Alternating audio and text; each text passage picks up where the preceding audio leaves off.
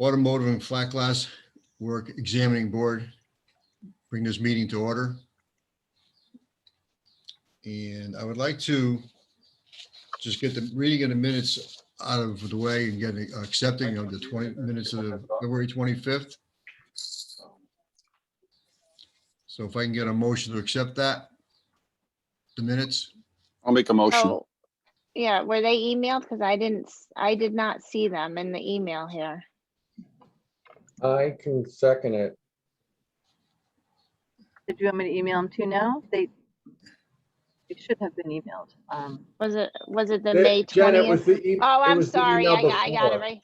I got it right here as email before. Okay, sorry. Yeah. Yeah, I had to make a correction, of course, to that. The water's a little with the email, so.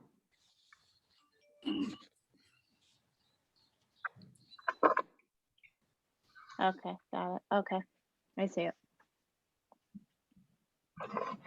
So John made a motion to accept. I get a second?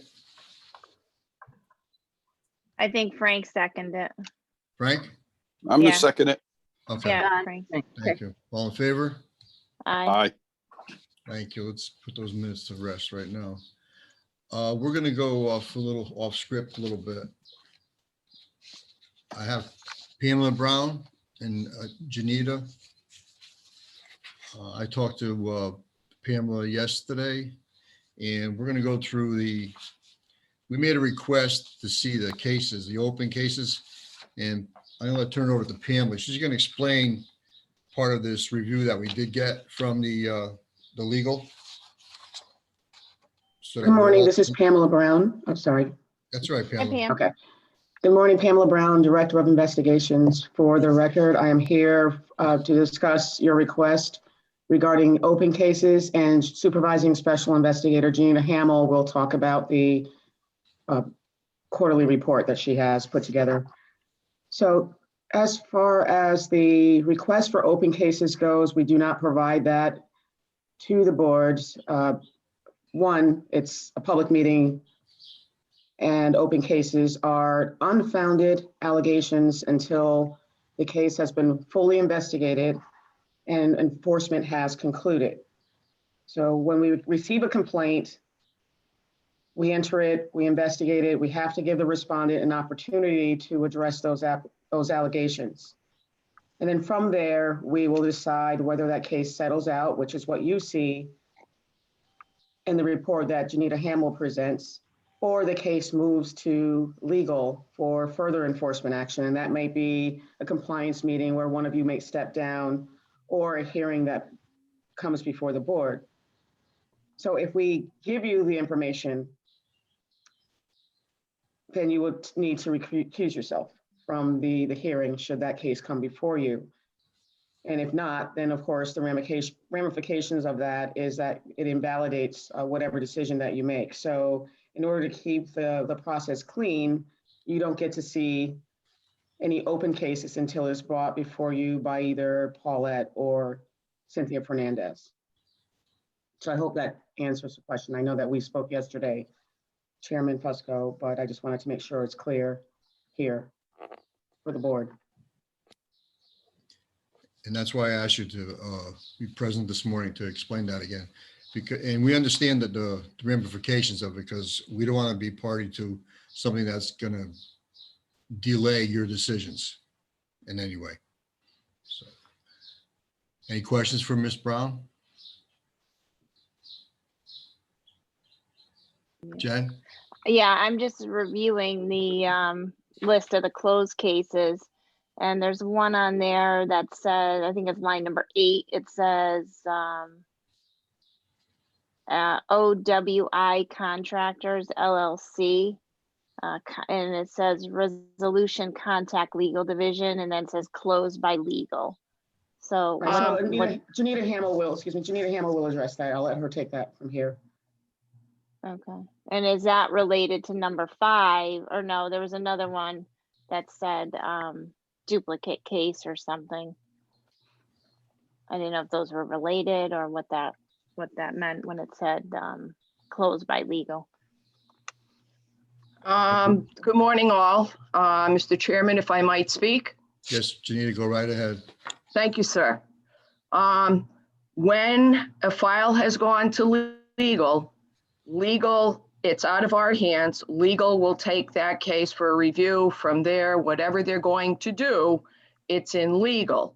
And when my staff and I close a file, we have to put notes in there. We tell you whether there was an assurance of voluntary compliance, there was an unregistered apprentice, they paid an AVC, or, you know, it was closed, they were licensed, there was a fight with a consumer over money, that sort of thing. If legal handled the file, I do not have the information to answer your questions or for a question for any other board, not just the flat glass automotive glass board. So what I do when I notice that something shows up on the report that I pull in from what the DCP computer system brings up, if it's illegal and legal did something, I will always put on there, please contact legal, so that legal could answer your question about the file. So that particular file, either Paulette Annan or Cynthia Fernandez would have to be present to answer your question. Okay. Okay, and if you give me a minute, I will look at the list, because what you have are 3 reports from me. One from January 1st to February 28th, which is that first 2-month block between when most of the boards meet. Then it goes from March 1st to April 30th for the next 2-month block. And I ran a The year-long Yeah, a year report one. for Yep. the board based on a question about open cases. And in fact, when I ran that file, there were no open cases that showed up. And that's why, again, there are some glitches with some of the reports. The IT knows about it. We're working with them. We're trying to get the reports, and Pamela could speak to this more, but we're attempting to expand the reports in a way that better information can be brought to the board or the commission or the council's attention without endangering your ability to adjudicate a file in the future. But Okay. um, So maybe for our next meeting, we can get some information as to what that meant, closed by legal. that would have to be a request through you, your board, to Karen and Mr. Hurlbert to have a member from the legal department or the legal attorney who handled that to come to Yep. be able to discuss it. Okay. And Yeah. if you give me a minute, because I Yep. can't be on this screen and look at the report, I'm going to Mhm. try not to kick myself out of the meeting and then be able to answer the question for you. Okay. Thank you, Okay. Janita. So,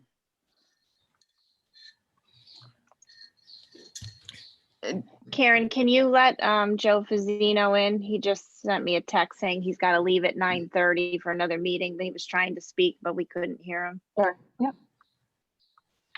what number was that for the duplicate one? Let me go back. Hold on. I'm sorry. No, no worries. Too many screens open. Let's see. On the one for the year or one of the other ones? It was on the yearly report. So the one that said it was a duplicate. Where is it here?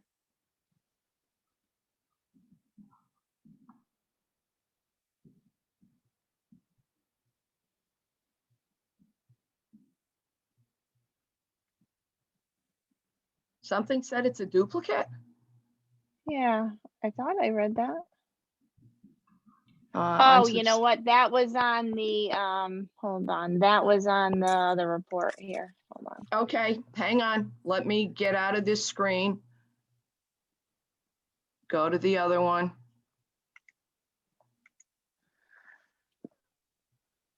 Morning, Joe, Joe. can you hear Morning. us? Oh, Yeah, there Joe. you are. Okay.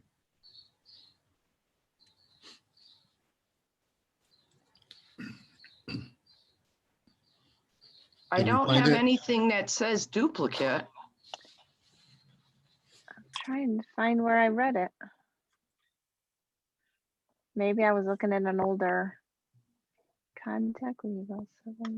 Oh, you're saying, Jennifer, Oh, 5 there and it is. 8? Line number 5. It says duplicate complaint 2018-417, same R, same complaint.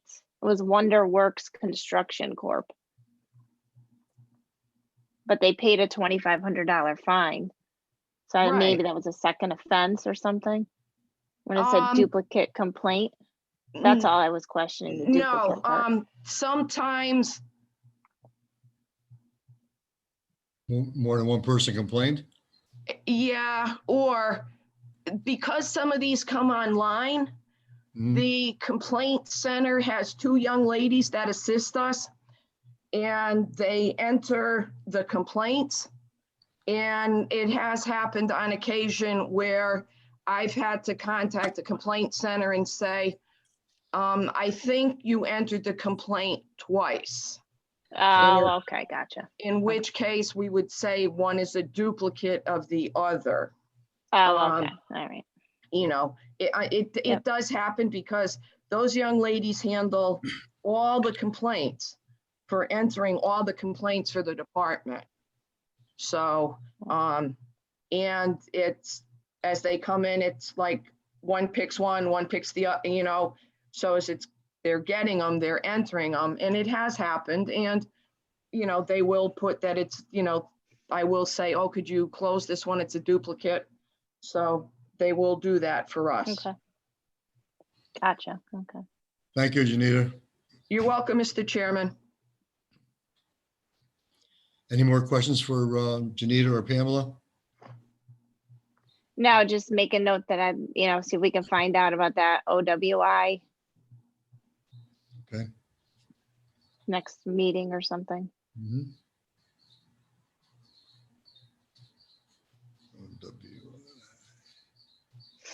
Okay, moving on. Good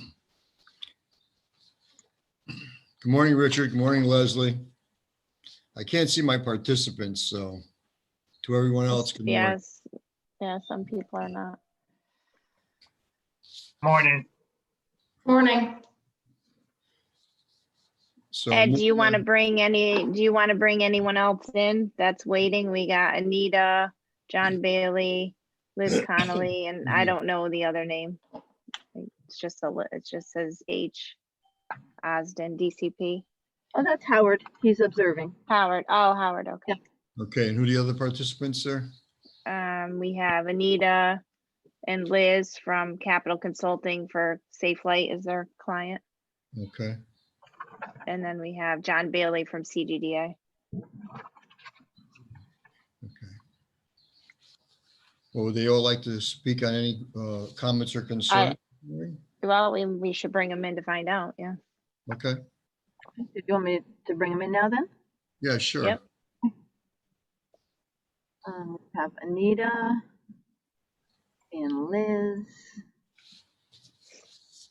and John. Where are they? Here they are. Good morning. Morning. Good morning, all. How are you today? Good. Morning. And, okay. We're at the part of this program, which is comments and concerns of any person present today. So, Mr. Ladies first, Anita.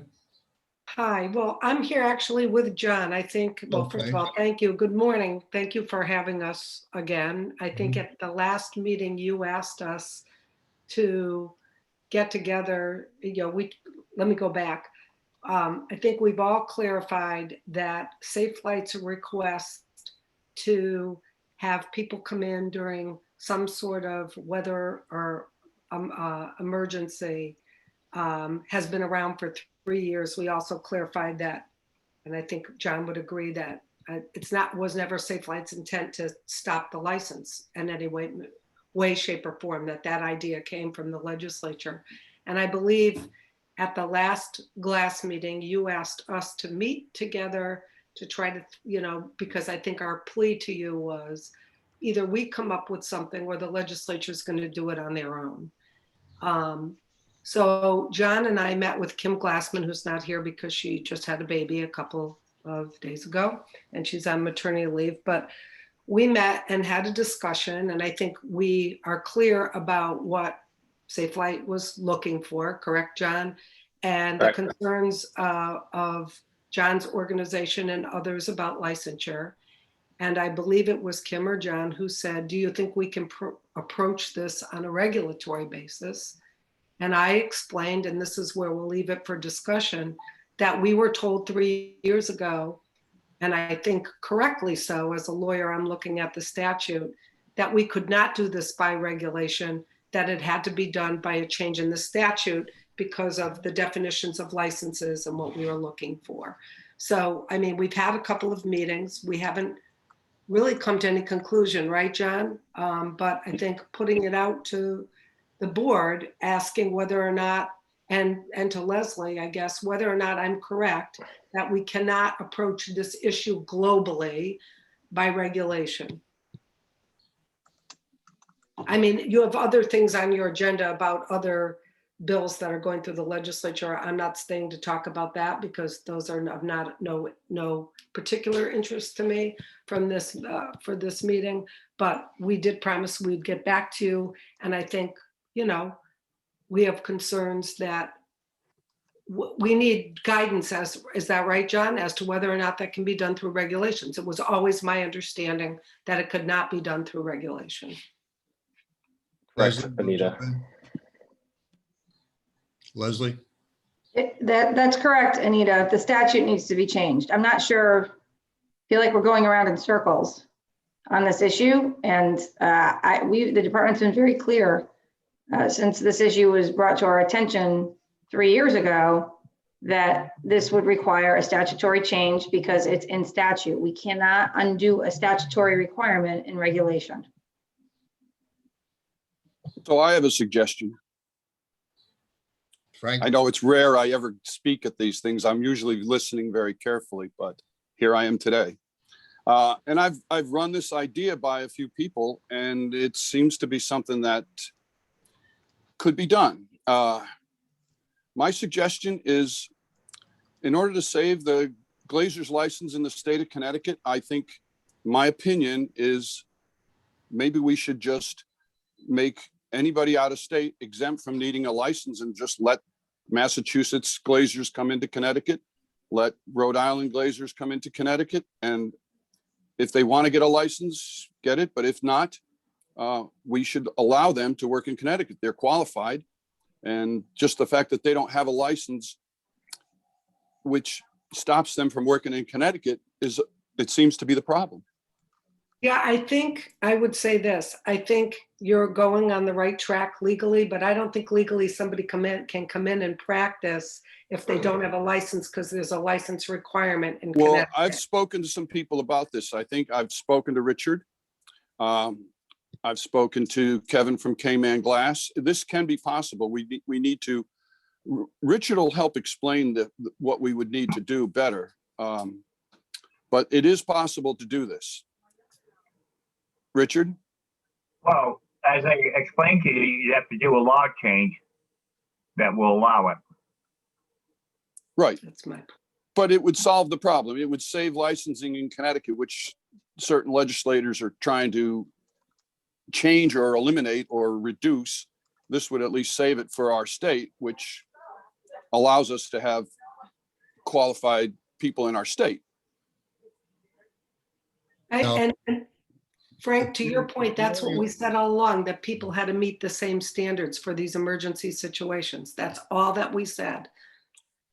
Well, I mean, the premise that people from outside Connecticut aren't qualified is what I don't know where we get that. They must have qualified auto installers and flat glass glazers in Massachusetts, Rhode Island, New York. I don't know why they shouldn't be allowed to come into Connecticut and try their trade. So Frank, this is John Bailey. So Hi, John. are you, hi, how are you? So are you proposing that that we lift the requirements for out-of-state glaziers and auto glass technicians to work in Connecticut? Yeah, if you live in Rhode Island, okay. you can come put a windshield in Connecticut without a Connecticut license. I just want to be clear about that. So That's pretty much my thought. Yep. As we continue on with these discussions, we will consider that. Again, I need guidance from the Connecticut Glass Dealers Association. But yes, to Anita's point, we would rather work out a deal outside the legislature and bring it to them rather than the legislature and making policy around this issue. And Frank, as you pointed out, there are a number of legislators who don't see the value in Connecticut having the only flat glass auto glass license in the country.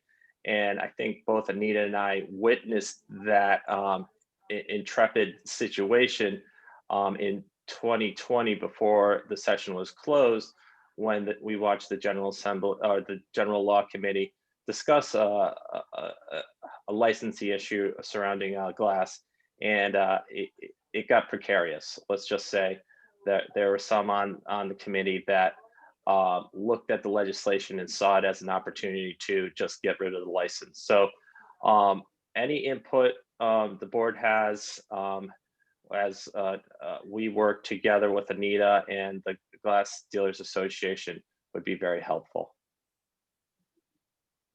I think my idea helps us to save the licensing. I think you're right, Frank. I think it could work if the DCP helps us with the language and we can bring it to the legislature. I think that helps. And we use language like you have to meet the same standards. Blah, Well, blah, blah. yeah, clearly we don't want just anybody, but I mean, most out-of-state people have some sort of certificate that they've worked, or, but then again, I'm not sure it's our job to patrol who a consumer can call to do the work, as much as it's our job to provide quality workmanship for the consumers in Connecticut. Frank, isn't the whole purpose of us having, Before I jump in here, I just Yeah. have one thing to say. So the point of the license is to have recourse if something isn't done properly for I don't believe the that's true. customer. I don't believe that's Well- true. I believe the purpose of the license is to provide qualified technicians to the consumers. Right, but if somebody does a faulty installation, if it's bad enough, they're gonna go pull your license or suspend your license. So you're How many protecting how the many auto consumer. glass technicians have lost their license since we've had this program? Oh, I'm not disagreeing. I'm just I bet it's saying that zero. if you have somebody from out of state that does something wrong with this does for a Connecticut consumer from someone out of state, where's the liability fall? What if somebody in Connecticut, a licensed accountable? guy, does something wrong? I don't think that's a valid argument, Jen. I'm sorry. Well, I thought if you that have a was the problem purpose with of it, our license. excuse me. with a tech, you go to their boss and you This- complain. This is a discussion we should have amongst ourselves as the board. Frank, I think you're out of turn speaking for the board in this regard. Oh, I don't mean to. My opinion, okay? And I think the board should get together and become one on this issue. We are not one on this issue right now. Right. I'm just expressing my personal opinion. And I understand that. But you are part of this board also. Absolutely. All right. And we have to speak as one on this board, not as individual. Excuse me. Well, yeah, I mean, for me, I'm just saying that I was under the impression that the whole purpose at the end of the day with having a license to do a particular trade, whether it's electrician, plumber, et cetera, that it allowed the consumer to have recourse to the company and to the person doing the work if there was, I don't want to say malpractice, but something done wrong in that sense. That, so if somebody comes from out of state and we say we allow the person to come from out of state and do the work, and there's a problem, where's the recourse? Is that an issue from DCP's standpoint? Like, that's all I'm asking.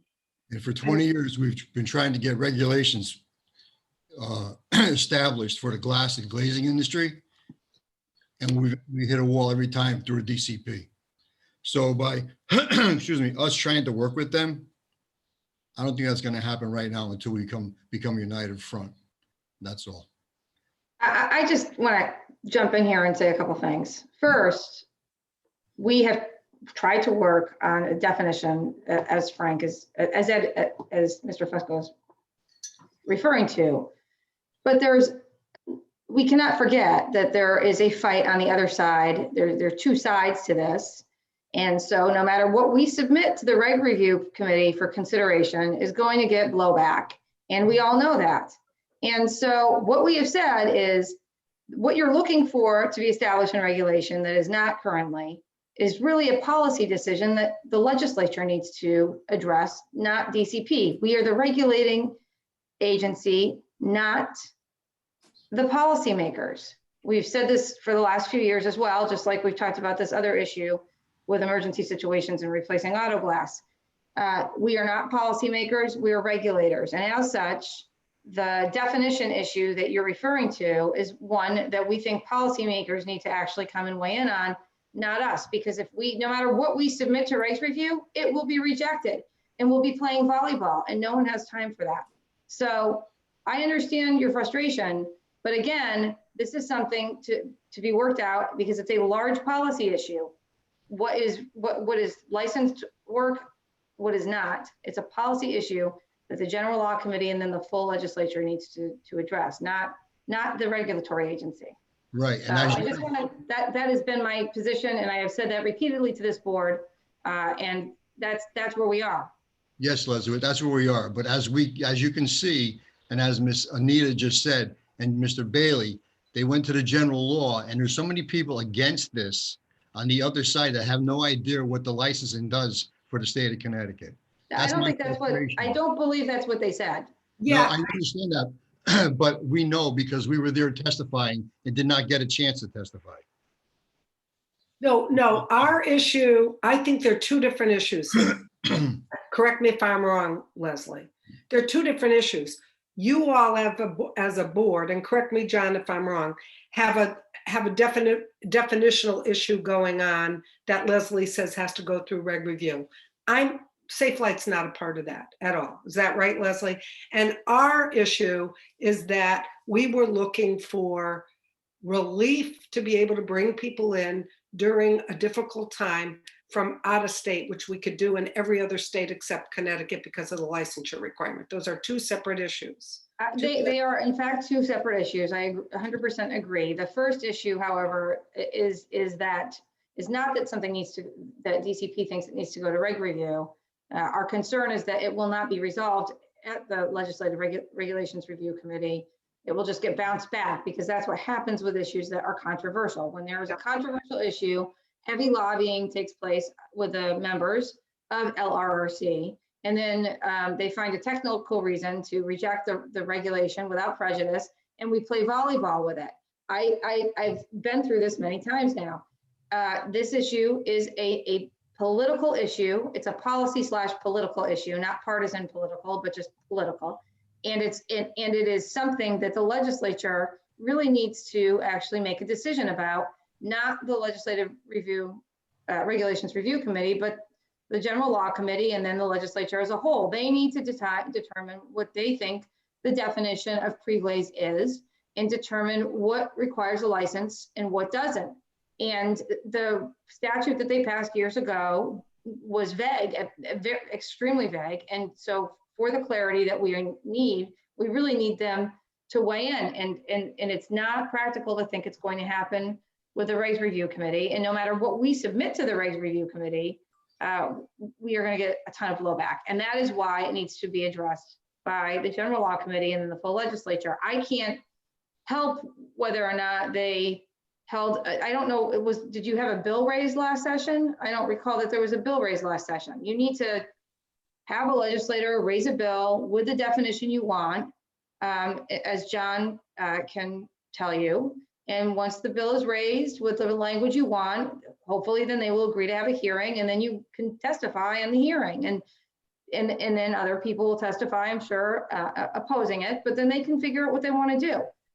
That's what needs to happen here. It's not a decision for DCP to make. It's not our decision to make. And that's what I've been continually saying for 3 years. And Leslie, to that point, we have had conversations with Representative D'Agostino for the purposes of this group, who is the chair of General Law, on the definition issue. So we will continue to have those conversations. Unfortunately, there is internal politics at play, as you can only expect, but we'll keep on beating that drum in terms of getting that definition brought up by the legislature. But I don't want to conflate the two issues, as Anita indicated. But yes, thank you, Leslie, for the suggestions and the guidance. Can I just say one other thing? Sorry, Anita, sorry, but on the issue that is unrelated to the Safe Light issue, just to, again, on the other issue, which is the definition of freeways. On that issue, I think everyone knows, what the situation is. It's, depending on what definition everyone agrees to, there are winners and losers, and that's the issue. And so the other thing that, you might want to consider, John and others on this call, is whether or not you want to go talk to the people who will be opposing the definition that you want, and try to work something out with them, because that's really at the heart of this, right?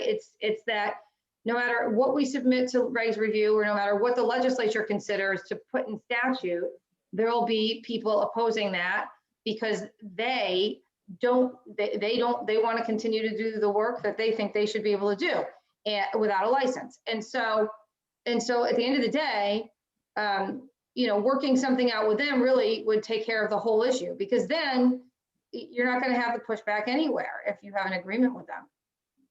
Which is exactly what we're trying to do on the Safe Light situation, to be able to, and Frank, I thank you for your interest in this, because I think John and I can work with Richard and Leslie and whatever to try to figure out if we can put something together on that issue. But that's precisely what brought us here in the first place. We told you at the last meeting, we would try to work it out, because frankly, if we don't, the legislature is just going to act a different way. And that's, I think, what Frank was saying. I testified, and John knows this, he was there, when I testified about the Safe Light issue. It wasn't me who said get rid of the license, it was the legislators. It was Senator Leone, Senator Whitgos, and Representative D'Agostino. It's on the record. You can read I sent the transcript over to John, and John was there. I was like, I was sort of caught blindsided when I was testifying. We just wanted to take care of a problem. But that's a policy decision, to Leslie's point, that they get to make. It's much better, instead of opposing each other, if we come together and say, here's the solution. And that's what we said at the last meeting. And I think John and I will continue to work on this, and maybe with Richard's and Leslie's help, with their permission, to come up with something to take care of our particular issue. I know there's a second issue on a definition that's not under my, or of my concern, I should say, or of our client's concern. Yes, but even though it's not under your concern, this is broken into two issues here, the auto glass and the flat glass. And that's where the concern is, because the flat glass concerns a lot of contractors in the area, the state of Connecticut, where there's people attacking them and doing their work without a license and getting away with it. And I see Frank's point and John Wazowski's point, that there's a lot of people attacking the auto industry because it's down to what? 2 players, yourself and somebody else? Because that's all it is. There's hardly any more mom and pop shops in the state of Connecticut. So it's a two-pronged issue here. Yeah, I think, I understand that it's two issues, but I don't think that, to John Bailey's point, I don't think you want to mix and mash the two issues. The only thing that the two issues have in common is the fact that in the case of safe lights or safe lights, and we're not there, where there's clearly more than two, but in the case of safe lights, the danger is, it seems to me, for all of you, is that the legislature got it in their head, if we're the only state that has it, why not get rid of it completely? You want a definition so that bad actors don't come in. We don't want bad actors, but you want a definition for glazers. I get that. But if you're facing, on the other hand, on our issue, the fact that they want to get rid of the license in general, that helps none of us. Exactly. And, Yep. And to that point, I'm sorry, Anita, just to just jump in here. Yes, we are sensitive to the fact that the license, it covers both black glass and auto glass. But to legislators, they don't really see the difference, or they're not educated enough to see the difference. And that's why, as Nina just said, they look at it all as just one license and only the state that has it. So again, to protect the license, I think it's good to work together outside the legislature and then go to them with an agreement of some sort that takes into account the multiple different points that we've raised in this discussion. I just want to jump in. I agree with all of this, but I just, there are, the two issues are separate issues. I feel like it's important to make that clear, because they're not the same issue. And so, I totally agree. Totally agree. One I think is easier to resolve, frankly, than the other. And the auto glass issue, Frank came up with a solution that is totally workable. I don't think it's controversial. I think it's something that we could all get together, put language together, and have a solution that everyone can agree to. Maybe not. Maybe not everyone on this board would agree. I don't know, but it seems like it's a pretty straightforward solution to resolve that issue. And I agree. And I'm not sure why that issue is being tied to the other issue, which frankly is much more difficult to resolve and has nothing to do with safe light or auto glass. So and I think if you bring them together, then you're going to create the blow up that Frank was talking about. They've got to be separated like they always have been, because otherwise, to Leslie's point, if any part of it's controversial, the legislature is going to blow the whole thing up. I would have to agree, unfortunately. They have to be separate. Thank you. I just have Go ahead, one. John, been waiting for you. Well, I mean, I think everybody's been working behind the scenes, so I don't have much to say, but I guess just a question.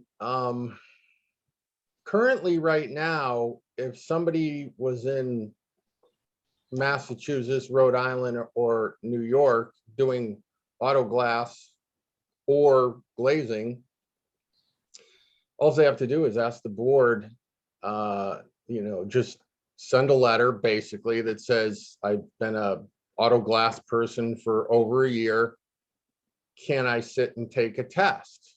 And they can take that test just like the people in Connecticut.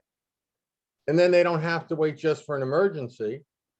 You can come at any time. And I don't think it's just, we're not singling out Safe Light. I mean, there's a lot of independent glass companies, auto glass companies in Massachusetts, Rhode Island, and New York as well. Yes, Safe Light is the biggest, but I'm not even really sure why this is so contentious, because to me, it's either, hey, can we just send people in from a different part of the state? And if that's the case, why would we have licensing here? And why would we have our people, you know, if you want to talk about it on the Glazer side, these guys got to go through 3 years and 500 hours. So to just say, oh yeah, I'm a Glazer, boom, and I'm in Massachusetts, I can just go and do this work. Well, great, pass the test, hold the license, you can come in. I have a couple guys that work for me in Massachusetts. They hold a Connecticut license. They barely ever come down here, but you know, they passed the test or acquired the license. What's the big deal? And I think that we're talking about, we have a new test. It goes off of I'm going to butcher his name, but Bob Bastrick. You got the Connecticut standards, which are different than anybody else. You got Bob's auto glass booklet and some AGRES stuff in there. Study it. You know, I can remember on the Glazer side, there was a big company, remember a few years back, you know, they just came, they basically came down and sent us like 10 or 20 of their names of people, showed that they had proof. We allowed them to sit for the test, and boom, I believe they all passed the test and got their licenses. So, I mean, if people are so experienced, why don't they just pass this test and hold the license? Well, I can sort of answer that. In the other states where, you know, if there is a really bad windstorm where people's trees come down, you know the drill, John. The thing is, you're asking people to go and sit for a license if they've got the exact same qualifications as Connecticut. We're saying bring them in on a temporary basis and let them go back. We might not know, we might not know who those people are that we're bringing in. It might not be Harry, Bob, Leslie, and Anita. It may be that Harry, Bob, Leslie, and Anita are bogged down in Massachusetts, so they can't come to Connecticut. We're saying bring those people in, they have to meet the standard, and then let them go out. But to simply just say, make everybody get licensed when we don't know in an emergency who we'd have come in, I hear what you're saying. I understand that. And it makes sense, especially for people who live on the border, to consider getting to consider being licensed in Connecticut. But it doesn't fit the scenario that we're working on. But I appreciate that. And John, this is John Bailey. And Anita can assist in explain this, but the governor has a bill 6445 that does address the issue of trade licenses and coming into Connecticut. And I know that bill is being discussed as we speak, but that issue, I think, that bill, John, I think would touch upon what you've brought up. But the problem is that bill that the governor has, 6445, says if you hold the license over here and you do XYZ, you can then come to Connecticut. The problem is no one in the other 49 states hold a license to be able to come to Connecticut in an emergency. So that bill doesn't work for the auto glass situation because you're the only state with a license. Well, that's not really true because Massachusetts and Rhode Island, you are registered. You have to hold a license for the shop. So, and you're responsible. So, but the technician. So I could say Payless Auto Glass, you know, has a license. I'm not in Connecticut, but I hold a Rhode Island license. I understand what you're saying. The shop holds a license, though, not an individual, and that's the problem. As Leslie said, that's the problem with the statute, John. We want to say if the shop holds a license, but that needs a statutory change. Well, So if I think twofold. I like John said, you know, the governor can. I'm sure they could make an exception. I don't know. I know there was some talk in the past, like how many times has there been a state of emergency in Connecticut? And again, I mean, if you go back to, at least on the auto glass side, I mean, the AGRES standards is the AGRES standards. It's the standards that I believe most glass companies adhere to. I mean, it's essentially the same test. And I think a lot of that is what Bob also has in his test. So wouldn't this just I be don't solved really in know. the Also, governor? I think that I believe that, and somebody can chime in, but you know, if you were to, aren't I allowed to have, as a licensed AG1, how many people can I have working under me? Well, that's registered as an, that would be if they're Oh, registered as an technician. apprentice. See, the issue is that the individual, back to Frank's point, is not licensed. And under the governor's bill, it flows to the individuals holding the license. Nobody in other states holds an equivalent Connecticut license. So the bill 6445, Leslie, correct me if I'm wrong, would not apply to our situation. And we're not just talking state of emergencies where the state shut down. We're talking about severe weather events where it's necessary to bring in other crew, not just when the governor says, oh, there's a state of emergency, you can't drive, you know? And so those are that's the issue that we're trying to attack. And it's not meant to be threatening in any way, as I think John knows, but John Bailey and Kim and I are working, and I think Frank are trying to work on real solutions so we don't have a buzzsaw when we go to the legislature. Otherwise, the legislature is going to say, I mean, they've tasked us, John Bailey will tell you, with coming back and say, how's it going? And if we say we got nothing, they're just going to do their thing. My 2 cents. I don't know if you agree, John. Which John? John Bailey. I do agree with Anita's assessment. We have to walk very carefully in terms of how we progress and protect the license overall. So I think we really should just focus on the safe light issue in terms of discussion and hopefully finding an agreement so we can go back to the legislature, as Anita indicated, with a deal. And so it doesn't leave them any wiggle room to take away that license or threaten that license. Well, I agree with both of you on this. And I think if you want to continue with this, at least have Frank and or John be part of your discussion and let them bring us something back. They have our numbers to call us. And I know you're on the right track and I understand it. My heart is with the whole license, okay? And you have to understand that. I have to represent both sides here, the flat glass and the auto glass. I'm learning more about the auto glass after the 20 years that I've been doing this. And let me tell you something. I have friends that are in the auto glass business, small independent guys, and it's getting tougher for everybody out there. And we understand that. Okay. But to Frank's point, yeah, I'd like to see something like that. If the governor says, I got to have an emergency order, any glaziers that have the qualifications can come in and help us get our windshields back in or fix the rest of these, the damage that's been done. We could work with that, but we've been in the dark here about this. Okay. And I'm glad you guys came today and the last meeting, but we have phones. You can call us anytime, get in touch with us. If there's something that comes up that you would like one of us to sit in and listen to it and go from there, I'd appreciate the consideration.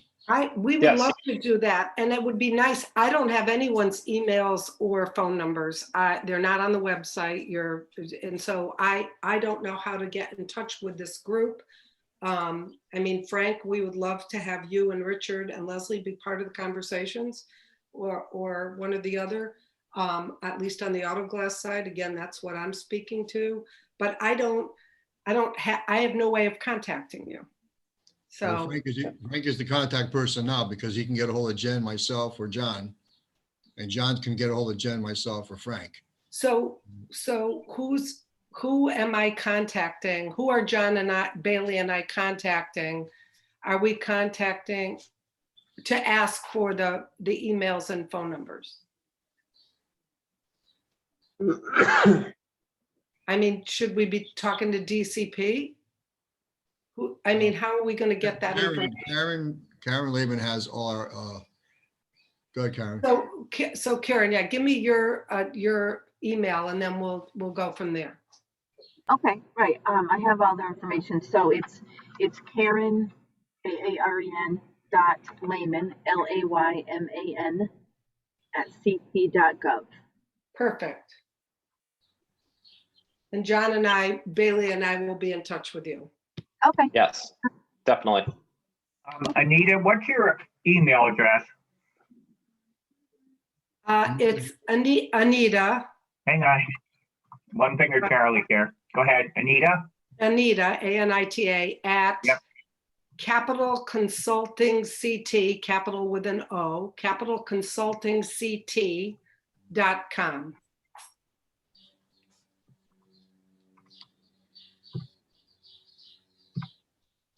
Let me see if it sticks. Hang on. Here, I can put it in.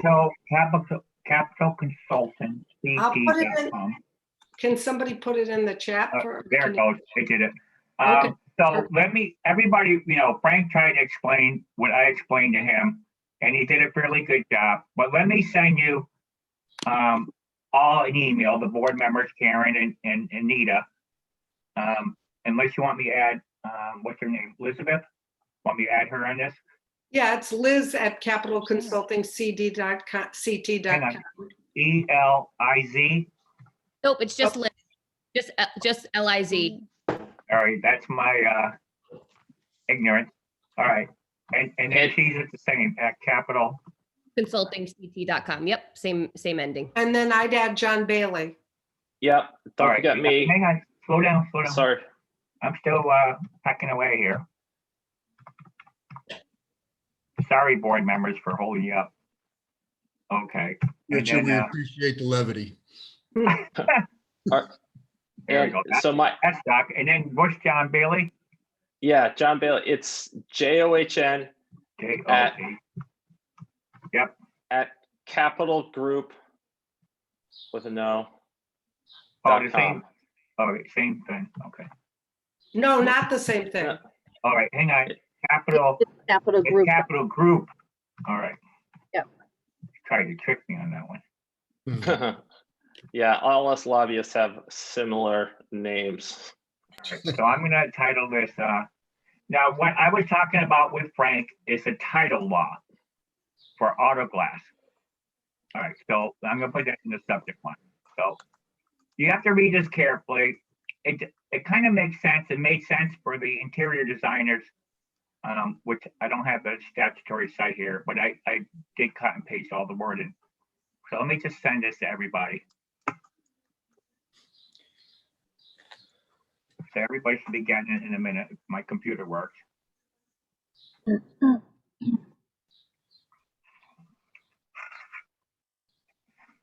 I have one quick question, if I can, about if anybody can give me any insight onto this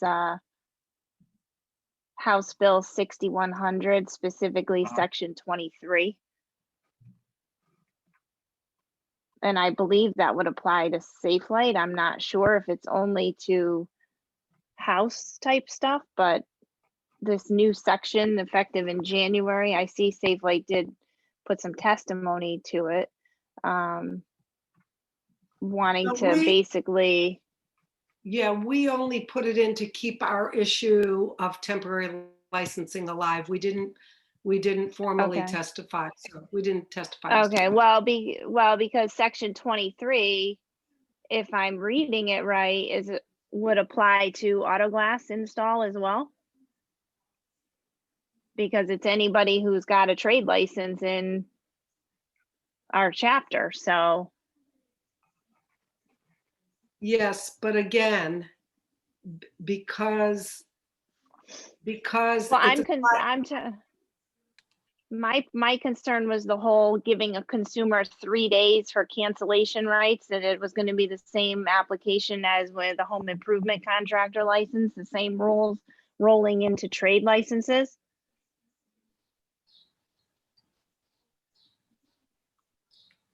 No? Okay.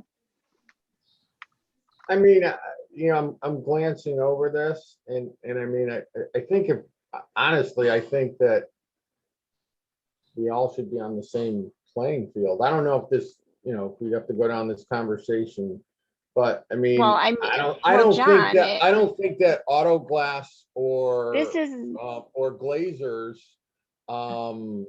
in Connecticut should be held to a higher standard if we're going to ease the licensing for everybody around. It should be, we should either get rid of it all or ask the people to come No. in to at least I'm test out talking- at the same thing, at the same I'm talking about caliber.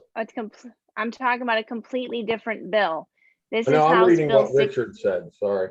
What are you looking at? Well, I'm trying to find out about House Bill 6100, Section 23, where they're adding a new section saying that anybody with a contractor's license in Chapter 393 needs to follow the same rules as the home improvement section, with giving agreements, waiting 3 days to have a customer cancel their So I guess I'm a little confused because order. that language has been around for a while, 2 years now. Not in Chapter 393, or not in this. That language has been it was in last year's bill and this year's bill. It's been around since, and was proposed the fall before that, so.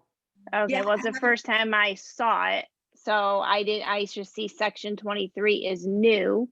And I see what I mean, I have a home improvement contractor license as well, but now it looks like they're trying to roll those things into the trades. So I just was questioning it, if there was any, if it's going anywhere, if there was any exemptions to that. I'm not sure how this ties into the other situation. If you want to talk about that. It doesn't, it doesn't, Okay. it doesn't have anything to do with Yeah, the temporary I'm happy to talk labor. with you. I'm happy to talk with you about that language, but that's, yeah, I don't want it to be confused with. No, this issue. I was just bringing up another issue. I thought we were done with the other because we were getting emails. So I apologize. I thought we were moving on. It was just a question, since we were talking about legislation, that I had. Jen, we can, I mean, thank you, Leslie, for offering to talk about this offline, but we can talk to you about 6100, specifically Section 23. So thank you, Leslie, for offering to meet with us. Yeah, I mean, again, so if I can finish my thought, I mean, I'm glancing over this. I mean, I think that, you know, it goes back to Frank, and I think we should all be held to the same standard. I don't think it would be either somebody tests in or we drop it all together. I'm not saying that. I just don't see where we can carve out, okay. I mean, if we're going to carve out the state of emergency for Safe Light, then why wouldn't we carve it out for Joe's Auto Glass in the same emergency? It doesn't, my brain's not really, I can't wrap. It would apply to everybody, John, it would apply to everybody in the auto glass. It would apply, Right. It's not. I understand that. So then it goes back to, well, if you're a glazer, if you're an auto glass person, we're not really going to hold them accountable, then why are we going to make our people, you know, if I'm a glazer, I can hire somebody if I'm a glazing company, I can hire somebody from Springfield and he's automatically a glazer. He doesn't have to go through the testing. Why wouldn't we just all be on the same level with anything? That's what I'm saying. Point is well taken, John. That was my point. If it's not just the auto glass that's affected by the emergency. When the emergencies happen and trees and windows get blown out, they do get blown out of buildings, storefronts, that type of stuff. I'm arguing the fact that you want to just do what you're talking about. The argument is that we want to get more auto technicians in here. I understand there's a lot of damage done to automobiles with trees, but there's also done to other buildings also. People's homes get blown out, you know?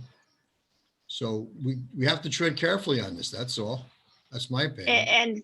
And for Safe Light, if they don't have, if we, I mean, to play devil's advocate here, they also have independent shops that they refer jobs to if they're not able to do the job. So there is it's not just their labor pool they're pulling from. Or if we allow that, would that then make Safe Light say, well, now we don't have to distribute jobs to Payless or Plymouth or wherever, because now we can bring in people from all neighboring states and take all the jobs.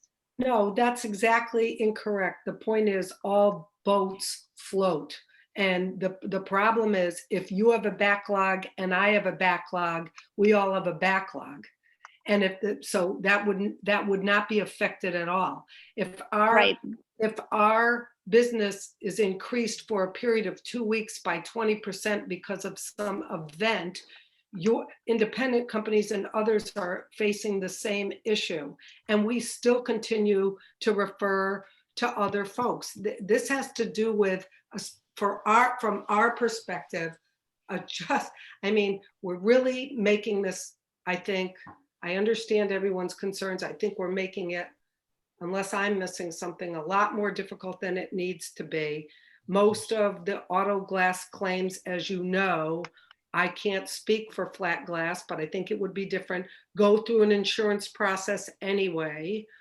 And consumers are waiting an extra several days time when this occurs. And we're trying to get the consumer back to the time frame that they're used to. That's all that we're trying to do without interrupting anything else. Excuse me for 1 second. I need to leave. I have to attend a closing at 10 o'clock. So thank you very much. I'll talk to you guys soon. Take care. Take care, Frank. Thank you.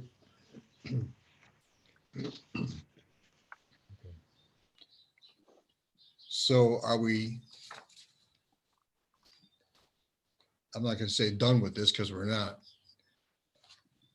Are we all on the same page about contacting each other and getting everybody, all the players involved in the game? Yes. Yep.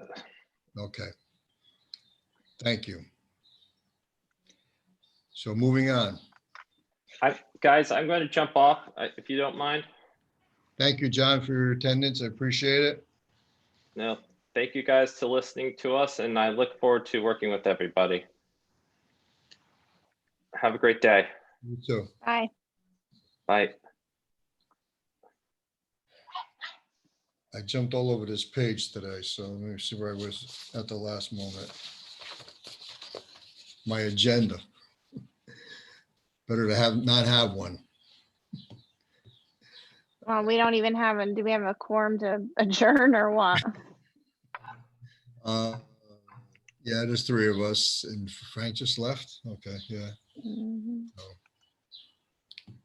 Are you making a motion, Jen? No, I'm just asking Okay. because, you know. Well, under, excuse me, under the old business, we had the discussion regarding regulations, which we've already discussed all that. Continued discussion regarding Governor's Bill 6445. We discussed all that. Under new business. Karen, the application review working group. As you know, there were 2 that were going to come before this month's the working group, but I've requested more information, and I'm pretty sure that they have completed the apprenticeship program, but they didn't understand the procedure because they only sent over the certificate saying they completed all the requirements. They did not do that next step that's required to go to the Department of Labor and get the official apprenticeship completion letter. So I've advised them to do that, and that's where it stands. They're doing that, and they're going to get me that letter. That's my perception of it. So I'm in touch with them. Okay. So Other now, than those 2, there aren't any more. so we will not have to review that because if they get the letter from the Department of Labor, Right. they're just going to take the test. Right. If that's the case, we can approve it in-house. Yep. Still waiting to. Yep. Jen, any questions? 'Cause I know you had concerns and When I saw Well, I mean, the right, application. the applications had nothing on them, so. What, were they iron workers? No, I don't think so. They had, all they had was, well, not all they had, but they had a certificate saying that they completed the apprenticeship program. I don't think, Was it a glass shop that they worked in? yeah, yeah, it was a certificate saying they completed the, you know, the 3 years of on-the-job training and so on. They had that, but then we're waiting for them to contact the Department of Labor and get the letter. But my question was a bona fide glass shop, like, Connecticut glass and. Yeah, it was. I can't say what it was, but yeah, it was. And I talked to the one of the staff from that glass shop, and they apologized and just said they didn't realize they had to go this next step to get it signed off by the Department of Labor. Okay, great. Any further business? Jen? John? Nope. Nope. You want me to make a motion? Well, let me ask me my rest of my guests there. Leslie? Oh. Anita? No, thank you. We'll see you later. Before I go, I want to hit this participant button because I'm not too familiar with this and see who the other participants are. You can all leave if you want. Well, then you won't see anyone. Okay. Oh, there Have it a is. good day. Okay, thank Oh. you. I make a motion to Adjourn? adjourn. Jen? Yeah. Second? Yep. I want to thank you all for your participation, and I know it was a heartfelt meeting, and I appreciate it. Have a good day. Thank Have you. a good day. You too, Richard. Take care. Bye.